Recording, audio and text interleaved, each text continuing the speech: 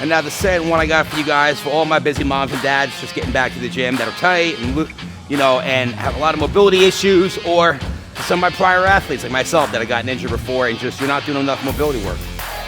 I call this one the long row. Probably got a different fucking name. Who knows, right? But all I'm doing is I'm taking the longest bar possible on the cable seated row. And the reality is this isn't even long enough for me. I probably should make some stuff to make my feet stand farther away from the platform, but it does the job right now. And like I said, this just works for me. Maybe not the best thing in the world for you, but whatever, right? So what I do, I make sure my glutes are engaged, tucking my tail between my legs. I start by getting a really deep stretch. Only as much as I can do safely. And I do a hinge. I like to go all the way back. Again, that's just me. If you got vertigo, probably not the best idea. And then I'll do 2 rows. Going for that length, right? Get the length again, trying to keep it even to the hips. Go back nice and long. And then I go for 2 rows. And what this does for me, at least anyway, it gets a lot of the motion and the movement in my hips, my spine, my hamstrings that I'm not getting during the week. And it really helps lighten things up for me.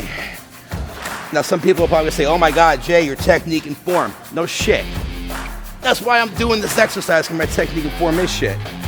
And like some of you guys, for those of you guys who don't know, the entire left side of my body doesn't activate. So for me right now, it's super important where you probably notice I'm leaning more to my left. It's because I'm trying to sit more of my load and the work into my left hip and the left side of my core, so it engages more, which it is. But I really get that deep stretch in the bottom, because one of the problems that people have when they do a lot of mobility and flexibility work, is they get these periods of like these positions of long length, but there's no strength behind the length.